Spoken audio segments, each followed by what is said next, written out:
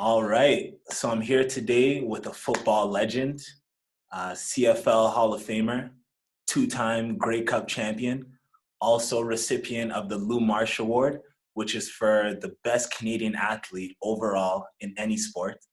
And if that wasn't enough, this man has a trophy named after him, the Jon Cornish Trophy. How you doing today, brother?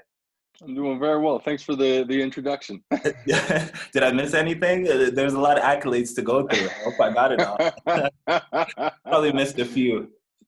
The two key ones, Hall of Fame, Lou Marsh. You got the important ones. Awesome. So I grew up a fan. I grew up watching you, and you did some really amazing things on the field. There's one play in particular that sticks in my mind, and I believe it was against the Edmonton Eskimos. You ran for a 78-yard touchdown. I don't know if you remember that, but it literally looked like a video game, and you had your game sliders turned up all the way. Just the defenders were just bouncing off of you left and right, and it seemed like a man among boys, that play. Do you remember which play I'm talking about? I'll never forget it. Never forget it. Yeah. So tell me honestly, do you ever get tired of watching that highlight, or every time it's on, you're always down to watch it? Always. Yeah. Always down to watch it. That play is ranked on the TSN in terms of the top 10 playoff plays in the CFL. It's number 3. So I'm okay with that. Yeah. I'm okay with that. But the play itself, I mean, honestly, it's a play that I always imagined putting together. I mean, you play running back, you make one person miss, you get tackled. That's just part of the deal. But that perfection is what you always pursue, right? So like I had a few sort of plays sort of up there in that 10 out of 10 kind of play over the course of my career. But that was the one that truly just strung together, made this guy miss, that guy miss, that guy miss, that guy miss, that guy miss. And then you get into the open field and you get to show off your speed a little bit. So it worked out pretty well, I got to say. But it was hard to actually get to the right place, maybe mentally, to make that all unfold. Because it wasn't like something that just randomly I did that. There was a lot of effort that went in beforehand, and a lot of learning. Like one key learning that went into that play was that after you make somebody miss, you reset, right? So it's rather than a string of connected events. It's okay, you made somebody miss. Okay, reset, control your body, and deal with the next person. So it's sort of that level of control between, rather than just spinning randomly and just doing whatever you can. It was actually like planned to some degree. And you must have to be able to think like, on your feet, no pun intended, but quick time for, because there's so much happening, right? And to be able to, make a defender miss and then reset, regather, refocus, and continue on with the play. That play just, it just blows my mind every time I see it. So. Thanks for bringing it. I could talk about it forever. But I think the main thing is that there was no real thought process, right? Like I spent so much time in our hot tub, which had a treadmill in it, and I would practice my moves in there, right? Wow. And then I had a cue sheet of like sort of my thought process, whatever thoughts were going through, do this, do this, do this, do this, and then you get the ball, and then you have a move list. Right. And the moves are all things I've practiced. Right. And it makes it, here's a spin move, here's a leap, here's that. And then you string them all together and it actually works. Yeah. It doesn't work all the time, but it's nice when it does. That's awesome, man. That's awesome. So I'm a former football player myself in junior high and high school. But at a young age, I did a lot of running and jumping and ducking and diving, mainly dodging ass whoopings from my mom. So that's how I developed my athleticism. I'm wondering how you were able to develop your athleticism growing up. Yeah, at a very early age, I had an uncle who taught us how to fall. He was a black belt in karate, and my cousins and I would all just try and take him down. And it just so happened that he took us down enough that we needed to learn how to fall. I think that's the very basis of my longevity in my football career, is that I always knew how to fall. And that was sort of the basis of everything, because I knew sometimes I would be tackled. So I would just fall in the most appropriate way. And I felt like that kind of base little piece was the fundamental piece of my running back time. But I would say sort of after I started realizing I could be fast, I started actually trying to tune my speed so it would be as instantaneous as possible. Mm-hmm. At a young age, I tried to, when I was doing sprint practice and those kinds of things, I focused on 10 and 20, 10 and 20, maybe some 40s in there. And it was most evidence in the provincial final in grade 12, track final, 100-meter. Some of the guys I'd been racing against forever. But out of the blocks, like at 20 yards, I'm 10 yards ahead. At 40 yards, I'm 20 yards ahead. However, because I only trained that short little burst, I ended up losing the race, getting second in the province. But it worked out because I really do feel that being able to instantaneously summon your burst, that's the most powerful thing you can do in any sport. Yeah. Right? If you look at Jordan, if you look at LeBron, like all these guys in basketball, they got that burst, and I think that's when I work out with people, when I do anything, I always try to emphasize being explosive, and I think that's a number one factor you can have. If you're a good player, offense, defense, if you're an explosive player, you'll do well. Yeah, for sure. So what's your earliest memory that you have of yourself playing football? Because I'm wondering, were you that kid that, just bullied everyone on the playground, on the football field, and nobody had a chance? Had it always been like that, or did that develop more so as you grew older? So what's your earliest memory of my earliest memory, my first football game I ever played was against a school. They had a running back, but he had like a full beard already. Oh, wow. Right? We're in grade 8. And this guy has a full beard. Like, we're all immediately scared of him. He starts running and stuff, and he runs so hard, everybody's afraid to tackle him. I had never tackled anybody in my life, so I gave him a little strong arm, and it actually worked. I was able to tackle him, and then at that point, I was like, I can, if I apply my force, I can do something in this game. So then, grade 8 happened, grade 9 happened, and then sort of by grade 10, that's when I started like really being established on the football field, both offensively and defensively. But yeah, that strong arm memory, I'll never forget that kid, because he probably grew up a little bit too fast, because I never saw him on the football field again. But that year he was a world beater, and being able to stop him with a nice little crossbar, it's not bad. That's my first football memory.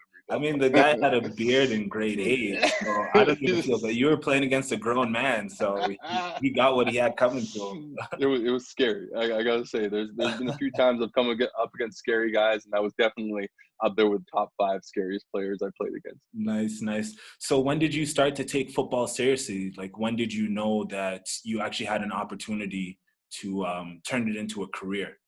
Yeah, I would say grade 11. So I was we won 2 provincial championships. I had 1 win, and when I was in grade 10 as part of the varsity team. But I was more of a special teams player that year. In grade 11, I was able to help lead the team to the provincial finals.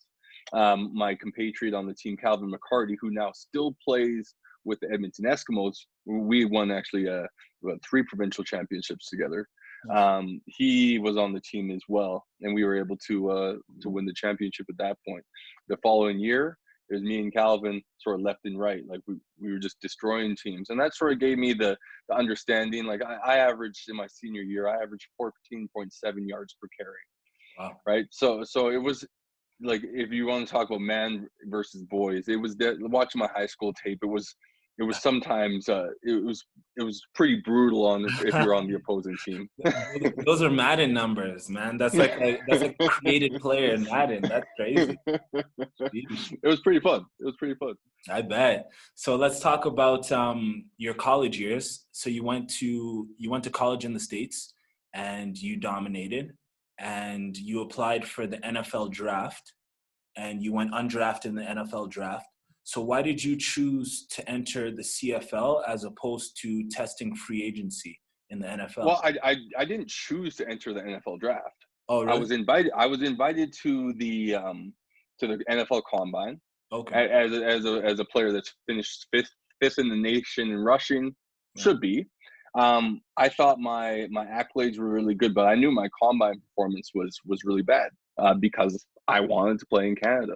The truth of the matter is as much fun I had at University of Kansas, I also felt a little bit scared because I pulled out of the parking lot in my car. Like if I did that, I would be pulled over without fail.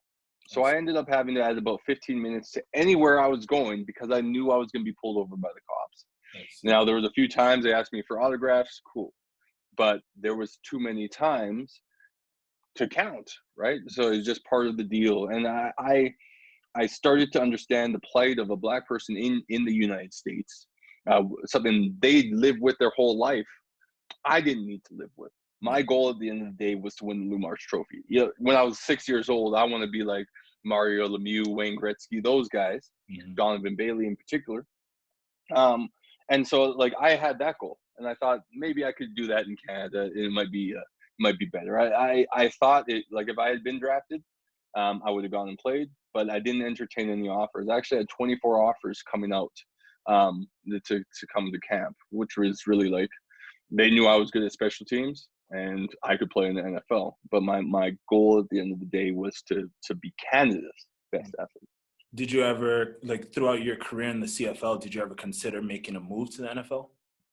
No, I got re-signed every year. I think there was really, I don't think I went a year without signing a contract.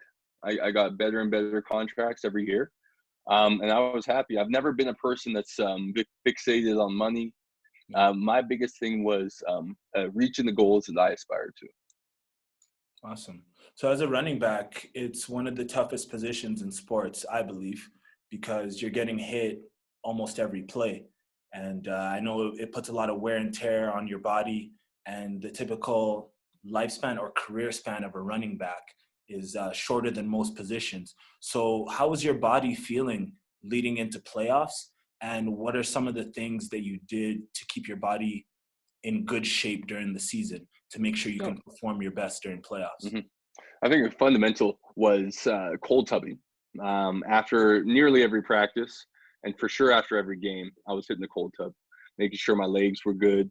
Sometimes I would contrast with hot and cold. And like I said, I spent a lot of time in the hot tub, working on my moves, running on the treadmill. And one thing that not too many people have access to, but you might remember it from the movie Rocky IV. You see Dolph Lundgren's character sort of pumping away on a machine, right, with his legs and stuff. That's a Biodex machine. And what that does is it provides exactly the amount of resistance that you need to be able to push, but it provides just a little bit less than you're pushing with. So you have a high degree of resistance, but you're still pushing against it, and it matches your strength. That machine changed the game for me. I learned from Joffrey Reynolds because he spent 2-3 times a week. He would be on that machine, and it just kept my muscles really, really, really nice. And I think that was the main thing, being healthy for every game. I mean, we had some quick turnarounds versus Edmonton in the Labor Day Classic. We might have a Monday and Friday game. How do you recover for that? And my main prescription was the cold tub. Also, you have to work out, which is super important. But I would say sort of maintaining your mental focus is the number one thing. Throughout the entire week, what are you preparing for? What are you thinking about? It should be the game. If it's not, then you have other priorities, and that's fine. But if you're trying to be the best, you should be focused on the thing you're trying to accomplish. Yeah, definitely. So do you have any lingering injuries or anything lingering from from your time playing football? Yeah, actually, so I was lucky enough to sit down with Randy Ambrosi, the CFL commissioner, like a few months back. He had a few Stampeder alumni just telling us sort of the CFL, what's going to be happening next, those kinds of things. And he asked actually at one point, how many guys wake up in the morning without any pain? And I was the only person that raised my hand. Wow. Right? I like to think that, I mean, this was one of the things on my NFL draft sort of evaluation. It was like, Jon doesn't like to hit, right? Maybe that's a fair assessment. But the truth is, I think I was still evolving how I actually accommodated another person's force when it met my body. And so in college, I tried to meet force with force. And then I realized, like, there's no value in that. Like, somebody's going to win, and I'm not the strongest guy. So why should I pursue that angle? Rather, I tried to start working with the force that other people were giving me, more of like a Taekwondo kind of style, where you push me, that's great. I'm going to give you that. Yeah. And once I started sort of giving myself up like that, it was I'll use a Bruce Lee phrase, like be like water, and that allowed me to sort of just, when somebody hit me, I just went with it, right? Maybe they take me in the direction I wanted to go, or maybe not, but I didn't reflect the hit. I more redirected where the force was going, and allowed me to carry myself in that direction. I think that protected me to a large degree, like protected my knees, my shoulders, all those kinds of things. So actually, in reality, if I'm talking day to day, the only true evidence you can see I played football, because I've lost a lot of weight, is my pinky, which I can no longer straighten out. It doesn't work. It doesn't work the way it's supposed to. So that's my real lasting football injury, which I'm very thankful for. Yeah. That's not too bad in comparison to some of the stuff I've heard. So you got it pretty good. That's awesome. Thanks for sharing some of your secrets and some of your tips. I'm sure there's athletes out there in contact sports that are going to find that very helpful. So you had an amazing career, and in 2019 you were inducted into the CFL Hall of Fame. So tell me how that felt when you received that phone call. What was going through your mind, emotions? It was a very interesting phone call. I was at work at the time, and sort of like hung up, and I think I went out and immediately like started telling all my coworkers. And that was fun. But for me, I thought it was truly an honor, and I was humbled by it. The names that I'd be entering into the Hall of Fame beside were incredible, like Terry Greer, David Williams, Tony Fernandez. Like, these guys are incredible level players that I grew up watching in the 80s. And to be in there with those guys, that was incredible by itself. But for me, especially knowing that I was only just eligible to join the Canadian Football Hall of Fame, and then being selected on my first ballot, that sort of put me in the class of even more elite players like Russ Jackson, and then like guys you would know, like the quarterbacks, Doug Flutie. It's across the board. Like, these guys are all incredible players. And for me to have the opportunity to be beside some of these guys, Tony Gabriel included, like Canadian players, it's just that was truly the honor of my lifetime. There's like 56 Lou Marsh Award Trophy winners, but there's only 20 first ballot the Hall of Fame people, and I was the 20th. And that's truly, like, talk about accomplishments. It's pretty nice. It's no word of a lie. No word of a lie. So what are the perks to being a Hall of Famer? Do you get treated any differently? Do you get to skip the line at the grocery store?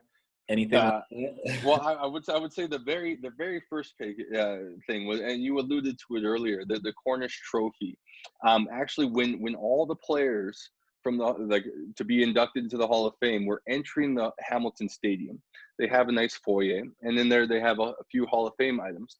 And the newest Hall of Fame item at that time was the Jon Cornish Trophy. Nice big trophy, seated right in the middle of that display case. So every person that was going into the Hall of Fame, those guys I mentioned, they all had to walk past the Jon Cornish Trophy. So that was the first real, like, yeah, I made it. But actually, I've been really appreciating I got, I think, 2 like newspaper covers this year, which I could have never imagined. Like, 5 years out of football, you're getting on the front page of the Sun. So I was incredibly happy about that, and the sort of that sort of served to create some awareness about what I had done, like, sort of outside of football in my like banking career. I completed the Chartered Financial Analyst program, one of the hardest testing programs around. So I had that. I had my years of experience working at TD Bank, and so it actually got me recruited. And so I ended up, the Hall of Fame got me my current job, because Jon's in the newspaper. What's he doing? Oh, yeah, the CFA. Yeah. So I got poached by RBC, and honestly, like, for the line of work that I'm in, working for RBC, like, you couldn't imagine a better place to be. Yeah. So overall, sort of now I can, like, if I call up a random prospect, I can let them know who I am, through a little bit better context. No, I'm a banker who has X amount of years of experience. Rather than that, I could say, have you ever watched CFL football? Yeah, I watched a little bit. You remember that one player, Jon Cornish? Yeah. Yeah, I remember him. That's me. And so it helps me out. It helps me out in a multitude of ways that honestly I'm still learning to take advantage of. That's awesome. So let's talk a little bit about Jon Cornish outside of football, because most people know you as the football player. But I know also while you were playing football, you were working as well. And I feel like a lot of people don't know that. They don't know the work that you were putting in outside of football practice, outside of games. So why don't we dive into that a little bit? Yeah, so I started working at the bank 2012, right at the end of 2012. So I had actually just won the most outstanding Canadian. Like 3 days later, I roll up in the bank with my resume. And actually, I started a little bidding war. There's like a 3-branch little bidding war, and who can call me back, who can hire me the fastest. And so it turns out it was a Market Mall branch here. And honestly, like I enjoyed my time. They started me off as a teller. And you know a teller, you got plenty of people standing in line. You help out the people come in, your customers. But the problem was like I could play a football game and then go to work. So if I did well in the football game, it's like, you look just like that guy on the newspaper or whatever, right? Yeah. One time a guy comes in, he's like, you look like a football player. And then there's another guy in line wearing a number 9, a Cornish jersey. Yeah. And says, no, that is Jon Cornish. That's how are you feeling in that moment? What were you thinking? I was just thinking that I did the right thing. Yeah. I mean, it was starting to work at that point in time. And honestly, I made some, like, as much as I say, as an athlete, you can network and those kinds of things. I didn't really make any traction until I started becoming a normal person, right? As a employee at the bank, I had a job. If I'm not playing sports, I had a job. And that allowed me to make a lot of contact with people I'm meeting, both at TV, in the banking world, and then started making my contacts sort of outside and building my network outside. So it wasn't really until I started working for the bank that I really started cultivating a network here in Calgary. Yeah. And then it was an amazing experience for me because, like, honestly, I think a lot of people expected me to just quit. Like, I didn't need to work. Yeah. But, it's sort of having that perseverance and just sticking with it. Like sometimes you'd have football practice till 1:30 and then you show up at work from 2 to 8. Wow. It was just part of the deal, right? Wow. Because, you think long-term and hopefully it doesn't interfere with your more near-term goals. Yeah. So how were you able to balance both and be effective in both?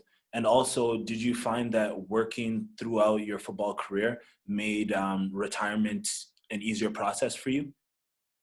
Well, retirement was a joke, but I would say overall football helped me sort of become a better worker.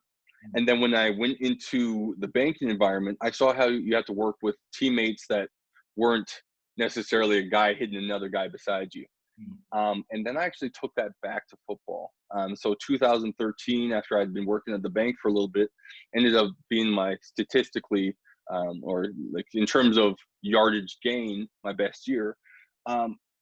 So I think that it helped me sort of gain that focus, the level of understanding that you need to one, be a good student of the game, and another to be like, what am I doing? I'm showing up for work. How have I prepared to show up for work?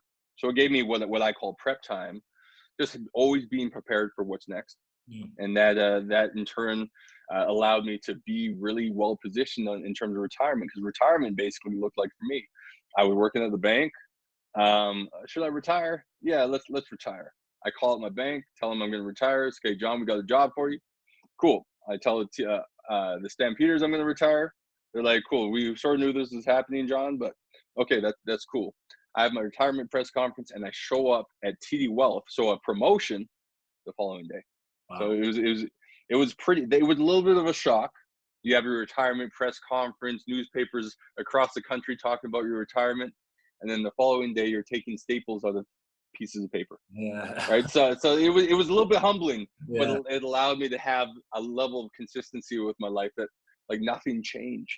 Yeah. It was weird. Nothing changed in my life at retirement. Wow, that's amazing. I mean, you've definitely defeated the myth that all football players are jocks, because you definitely got both the brains and the athleticism. I appreciate that. But yeah, so what else are you up to outside of football? Because I know you have a couple of things going on. Yeah. So yeah, we like my wife and I attended a lot of different events over time, and we started realizing there was no Black people at the events we went to. We both thought there was something wrong with that. We didn't know why. So we started sort of talking to the community, reaching out what's going on business wise for Black people in Calgary, and we found that there was no sort of central location. If you wanted to do business with a Black person, there was no place you could go in Calgary other than like a cultural association. Yeah. So we thought we could do something about that because there's a lot of different chambers of commerce. We thought we could build our own chambers. So we got together a few people and we put together what's called now the Calgary Black Chambers. Now we're a registered society in Alberta. We were currently working on getting basically funds to students who are in desperate straits. As it stands right now with coronavirus, you have many students who have to pay rent. They've lost their job. Eventually, they're going to have to pay for school. How are they going to come up with that money? So within our group, we have about 130 or so members. We were able to fundraise. We put together a packages now for students in need. So focusing primarily on international students, because a lot of students here have family and whatnot.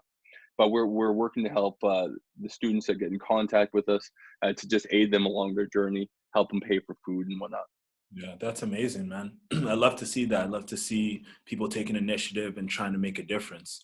But let's talk about how have you been affected by COVID-19, and also what are some things that you've done to adapt to the situation?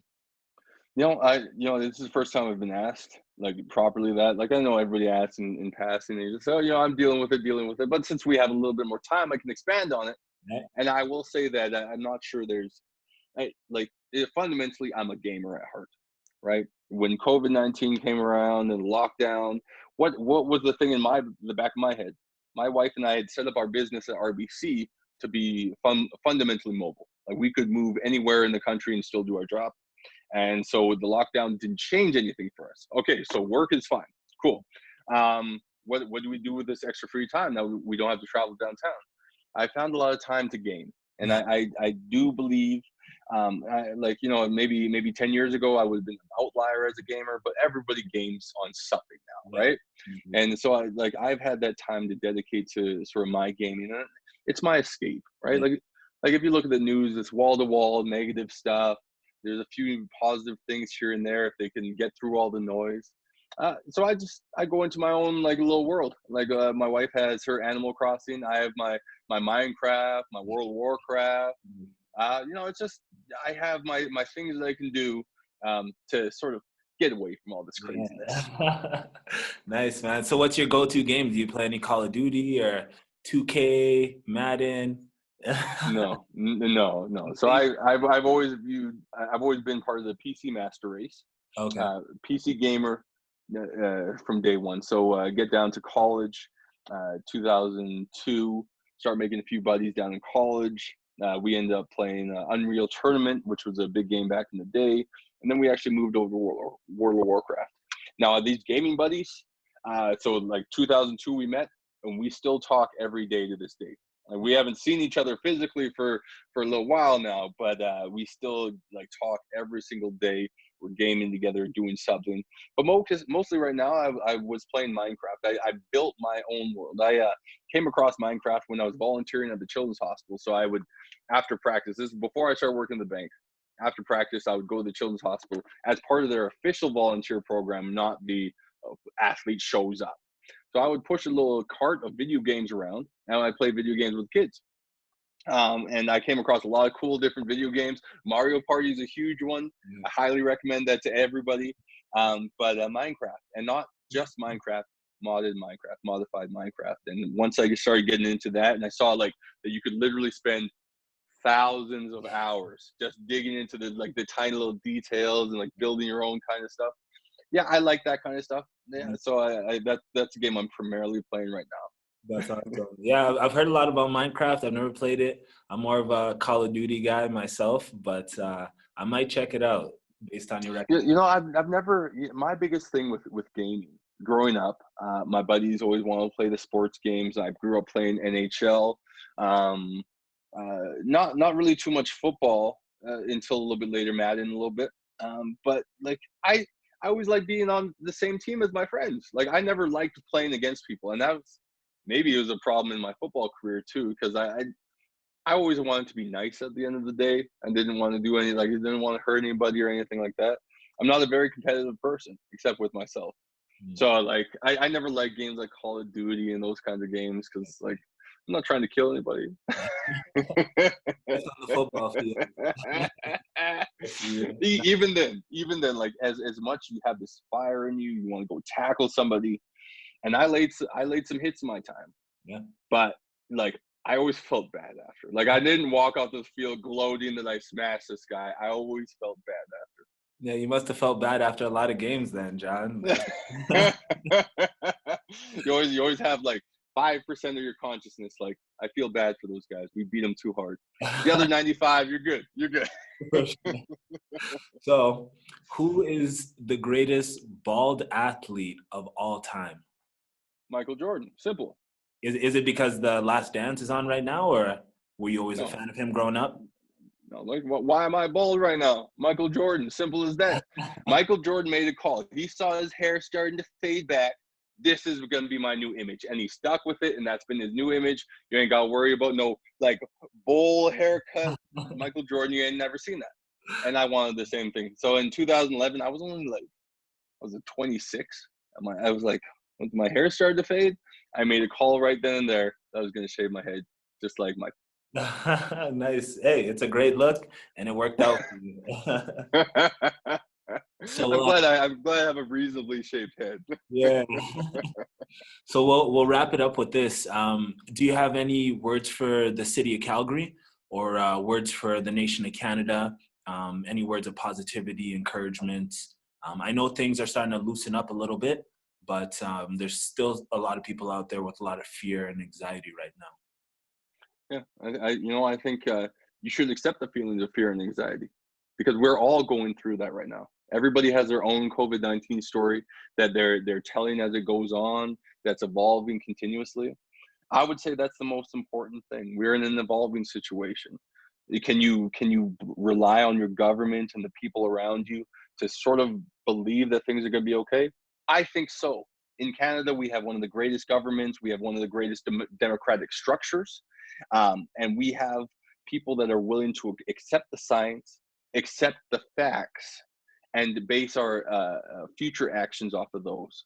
I think we see a lot of stuff coming from the States. Having our U.S. border continuing to be closed, I think that's a great thing. And I think we in Canada are going to figure out a way to just make things work. I mean, are we going to be masked? Yes. Are we going to be experiencing a different summer than we've ever experienced before? Yes. But they're just part of the situation. And I think the number one thing is, don't think that there has to be some return to a new normal or some old normal. It's just going to be different than it was, right? Like, whatever normal we had was evolving. iPhone comes out, social media comes out. We didn't have those things in 2002, right? Life has been continually evolving, and this is just another facet of that life. Things happen. This might not be a great thing. Obviously, it's really terrible if you get it. But so I think we just need to be focused on keeping safe, keeping our family safe, and just really listening to the facts and working as hard as we can to make sure that we aren't listening to rumors and those kinds of things. That's great, man. Some wise words. Are you a big Stampede guy? Are you pretty bummed out that there's no Stampede for us this year? Honestly, we haven't been to a Stampede in years. Like, I don't get to move around at a Stampede. I just get ambushed, and I don't get to have any fun. Like, I can go to a Stampede and, like, I'm hanging out with my boys, somebody grabs me, and then, like, I keep walking, and then they post on Twitter, it's like, oh yeah, Jon Cornish was stuck up. It's part of life, right? So I just choose to go back to Vancouver, where I can have some peace and quiet during the week of Stampede. All right, Jon, thanks a lot for your time. I really appreciate it. Hey, thanks for having me on. This is a beautiful opportunity, and I want to congratulate you on spreading the word of different peoples in the city and the province, as well as just continuing to build the presence of colored people on the internet. For sure. Thanks, man. I appreciate it. You're definitely an inspiration to me, and I'm wishing you all the best in the future. And we'll have to catch up again sometime. Yeah, thank you very much for having me on.